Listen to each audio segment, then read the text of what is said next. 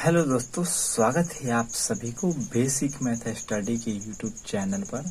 तो दोस्तों, आज के इस वीडियो में हम लोग सीखेंगे पैसा को रुपए में बदलिए।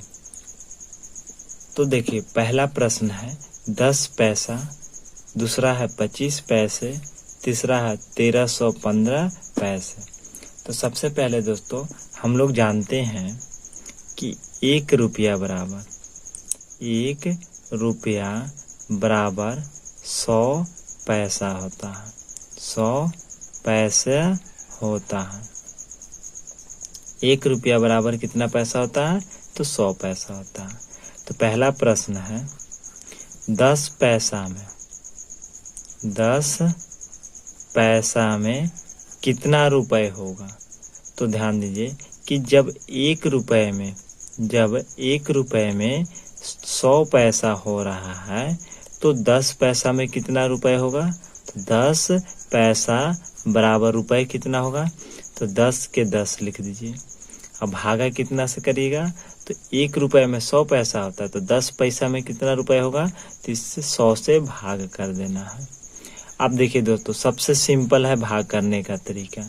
अगर इस तरह से भाग होता है तो ऊपर में जो संख्या है 10 के 10 यानी सेम टू सेम संख्या को लिख दीजिए। उसके बाद नीचे से संख्या को 0 गिनिए, यानी कितने संख्या 0 है? 1 2 2 अंक के बाद दशमलव बैठा दीजिए। और इधर में कुछ नहीं है तो यहाँ पे 0 बैठा दीजिए, यानी 0.10 रुपए आंसर आएगा। उसी प्रकार दूसरा प्रश्न है 25 पैसा। तो हम जानते हैं कि 1 रुपया में क्या पैसा होता है? 100 पैसा। तो 25 पैसे में कितना रुपए होगा?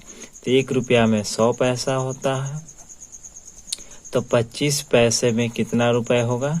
तो 25 पैसे इक्वल टू, तो 25 में हम भाग कर देंगे 100 से।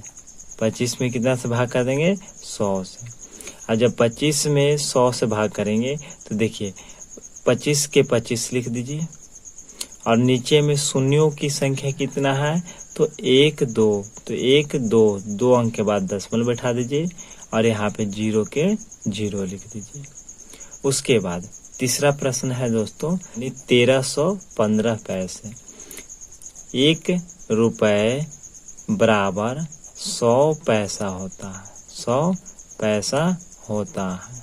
तो 1315 पैसे में कितना रुपए होगा? तो 1315 लिख दीजिए।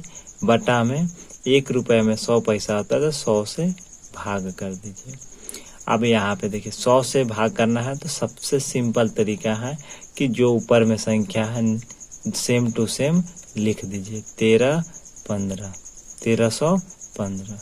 और नीचे में शून्यों की संख्या कितना है? 1 2, तो 1 2 अंक के बाद दशमलव बैठा दीजिए। ये रुपए में हो जाएगा, यानी 13 रुपया 15 पैसा इसका आंसर आएगा। उसी प्रकार चौथा प्रश्न है 655 पैसा। 655 पैसा, इसका आंसर आप लोग कमेंट में जरूर बताइएगा कि 655 पैसा का कितना रुपए आएगा।